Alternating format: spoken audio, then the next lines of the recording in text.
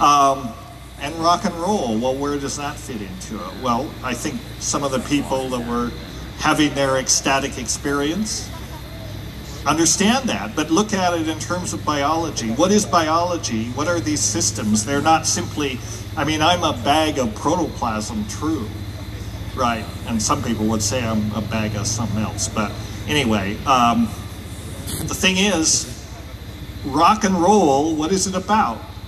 It's about rhythm. It's about oscillation. That's what biological systems do. They're not static systems. They're things that exist in time. You know, they're very much like a song or a piece of music. A song on a DVD or on written down on a piece of paper is a static thing. It's only when it's expressed through time in a dynamic way that it comes alive. Well, same with biological systems. When that rhythm stops, when the oscillation and the cycles that keeps things going stop, it becomes not very interesting. In fact, it becomes dead. That is the difference between something alive and something dead. So, sex, drugs, and rock and roll, I'm all for it. This is what life is, in some very profound way. The death culture says life is suffering, that somehow if we enjoy this biological state that we find ourselves in, we should be ashamed of that.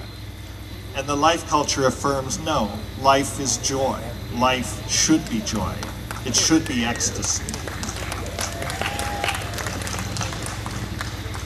So I guess we framed sort of the two arguments, although the argument on the other side, on the side of the death culture, is pretty dreary. There really is no argument. You know, when you look at it that way, I'm sure my presentation is so persuasive that, you know, we all want to be on the side of the life culture, right? So how can we defeat the death culture? How can we defeat this mindset that has poisoned the conversation, this mindset that is somehow, you know, with the help of the church, corporations, other instruments of power, has infused the Western consciousness? Well, I have some suggestions. One of them is reject faith. Insist on evidence. Why should you believe something that for which there's no evidence? We're told, you know, you must have faith, my son. Well, yeah, I mean, I have faith, all right. I have faith that everything you've been telling us for the last 2,500 years or so is a lie, and I have faith that you will continue to lie into the future, so that's my faith. And it actually happens to be backed up with considerable evidence. So, you know, we must make a distinction between faith and belief. Belief is fine. You can have belief, but you can also have a lot of evidence to support your beliefs, and that's the difference. Faith has no evidence. Faith is being asked to believe something without evidence because we want you to. Think. This is another thing. You know, the reason that we have this hypertrophied brain, whether it was given to us by God or by Darwin, was so we can use it. You know, our job is to use it.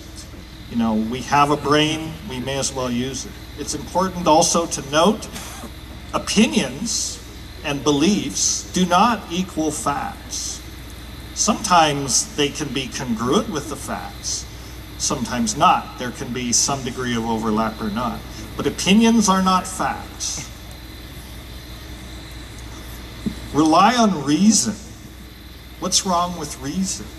You know, I mean, why should I have to get up here and promote reason? Why? I mean, we're a psychedelic culture. We're the counterculture. You know, we're the ones that people say, well, you know, they're just wackos and, you know, they have no... And yet we're the ones that have to stand up and demand that reason be part of the conversation. It doesn't make any sense. The other thing is, the other side of this coin, know how little you know.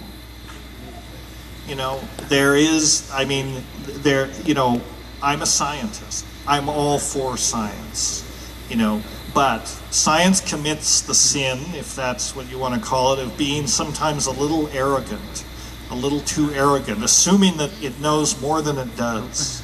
Science only understands a tiny slice of reality, and by the nature of the scientific enterprise, that's fine. That's what it does. It focuses on something very small, a very tiny slice of the whole picture, and it studies it in great detail. And that's wonderful. But it should beware, and actually, you know, other endeavors like it should beware of assuming that we know more than we know. Because in fact, we don't know shit. And share what you do know. That's the other thing. I mean, the way that we change the death culture is to share information, you know, to teach others, to have real conversations that are not simply slogans, to think and share our thoughts. Distrust the media.